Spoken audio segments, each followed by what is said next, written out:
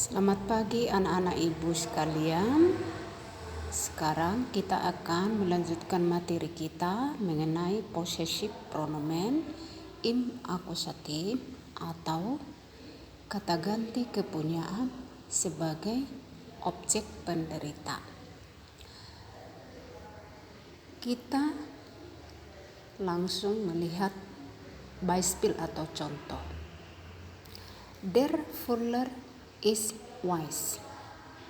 Ini adalah contoh benda yang maskulin yang fungsinya sebagai nominatif atau subjek. Kemudian lihat yang di bawah, kalimat yang mau ibu bacakan. I kaufe den Fuller.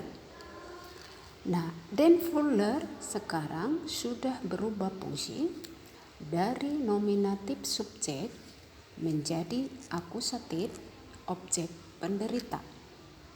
Menjadi pertanyaan, mengapa artikelnya berubah menjadi den?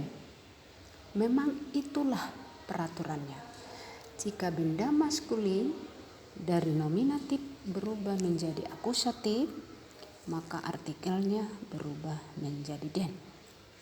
Kemudian akan ibu tunjukkan kembali contoh possessive pronomen im nominatif yang sudah kita pelajari hari yang lewat, yaitu mein Fuller is wise. Pulpen saya adalah putih. Inilah yang disebut tadi sebagai possessive pronomen im nominatif atau kata ganti kepunyaan sebagai subjek. Nah, hari yang lewat pun ini sudah kita pelajari.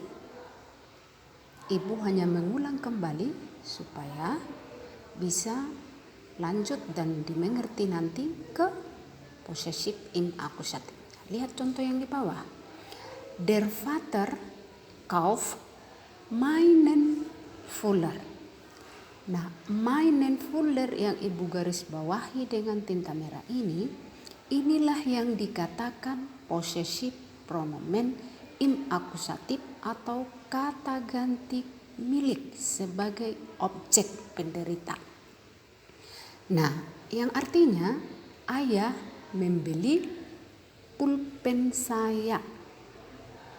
Nah, yang ibu beri kotak ada huruf N di dalamnya, ini diambil dari artikel Fuller di akusatif. Kalau yang di atas ini der, itu adalah nominatif, akusatifnya den, maka diambil dua huruf terakhir yaitu en, ditambahkanlah ke possessive mein sehingga bunyinya menjadi meinen. Nah, artinya ayah membeli pulpen saya. Nah, contoh yang kedua, sucht sein Buch. Sein Buch di sini adalah sebagai possessive pronomen im akusatif sebagai objek. Kata ganti milik sebagai objek. Sein ini dari mana? Possessive pronomen dari er. Nah, mengapa tidak ada tambahan ke posesifnya seperti yang ada di contoh atas? Nah, ingat kembali. Buch itu adalah jenisnya yang neutral, yaitu berartikel das di nominatif, akusatifnya juga das. Jadi tidak ada perubahan artikel dari nominatif ke akusatif, maka tidak perlu ada tambahan ke posesifnya. Apa artinya ini? Dia mencari bukunya. Nah, itu ya. Nah, yang ketiga, die Mutter legt ihre Tasche. Nah, kembali perhatikan yang ibu garis bawah ini lah yang dinamakan possessive pronomen im akusatif atau kata ganti milik sebagai objek penderita. Nah, ihr ini adalah possessive pronomen dari mana? Dari die Mutter. Die Mutter itu ibu ya, perempuan ya. Maka kalau dilihat di personal pronomen ini sama dengan sie. Nah, lihat kembali kalau possessive pronomen untuk sie di hari yang lewat itu adalah ihr. Nah, yang ibu beri tanda kurung, yaitu ada huruf E di dalamnya, itu diambil dari huruf terakhir artikel tase di akusatif. Ini nominatif, akusatifnya sama. Nah, sesuai dengan penjelasan ibu hari yang lalu, jika bendanya feminim, dinominatif dan akusatifnya itu adalah sama dan harus ditambahkan huruf E ke posesifnya, baik itu dinominatif maupun akusatif. Nah, artinya ini apa tadi? Ibu meletakkan tasnya. Jadi ihre Tasse adalah sebagai possessive pronomen im akusatif. Nah, contoh yang keempat, Herr Breuer nimmt seinen Koffer. Nah, seinen Koffer ini sebagai possessive pronomen im akusatif.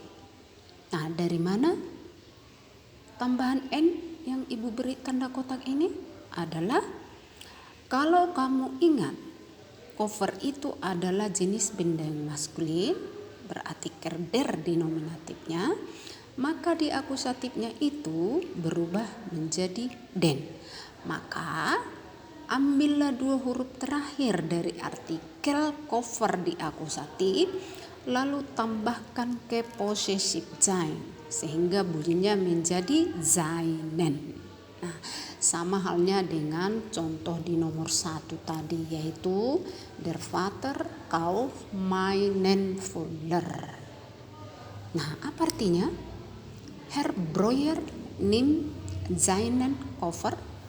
Itu artinya Tuan Breuer mengambil tasnya. Nah, inilah beberapa contoh dari possessive pronomen im akusatif. Nah, perhatikan kembali, ulangi, lalu lihat tambahan pengetahuanmu, buku referensi yang berkaitan dengan bahasa Jerman dan juga di internet. Terima kasih.